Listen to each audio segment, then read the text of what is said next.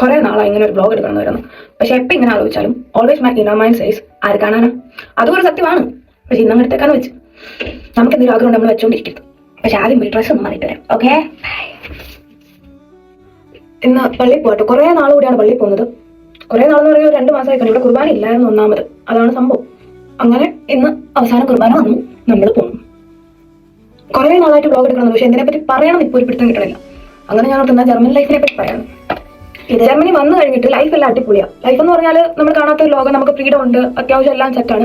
പക്ഷെ ഇവിടുത്തെ ടാക്സ് അത് പാടാം. ടാക്സ് നല്ല രീതിയിൽ നമ്മളെ മുടിപ്പിക്കും എന്ന് പറഞ്ഞാൽ നല്ല രീതിയിൽ. ഫോർ എക്സാമ്പിൾ, എനിക്ക് കിട്ടുന്ന പൈസയിൽ നിന്ന് എത്ര രൂപ പോകുന്നുണ്ടെന്ന് വെച്ചാൽ എനിക്കെന്നെ അറിയത്തില്ല. ടാക്സ് എന്ന് പറഞ്ഞാൽ ഇവിടെ പല വിധമുണ്ട്. നമ്മുടെ കയ്യിൽ എത്ര രൂപ പോകുന്നു വെച്ചാൽ നമുക്ക് തന്നെ മനസ്സിലാക്കാൻ പറ്റത്തില്ല. ഫോർ എക്സാമ്പിൾ, 23 വയസ്സായിട്ട് കുട്ടികളില്ലാന്ന് പറഞ്ഞാൽ എന്റെ ഇന്ന് പൈസ പോകുന്നുണ്ട്. 23 വയസ്സായി, അത് ഒന്നാമത്തെ വിഷമം. പിന്നെ കുട്ടികളില്ലാന്ന് പറഞ്ഞാൽ പൈസ പോകുന്നു. അതിപ്പോ എനിക്ക് എന്ത് ചെയ്യാൻ പറ്റും?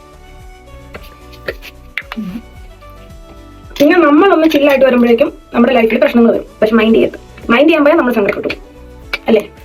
Yes, of course. നമ്മൾ ഹാപ്പിയാണ്, നമ്മൾ എന്തായാലും ചില്ലാവുന്നത്, അതെടുക്കും.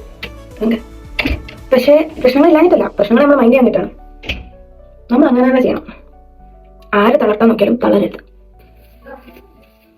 ഇന്നത്തേക്ക് ഇത്രേ ഉള്ളൂ.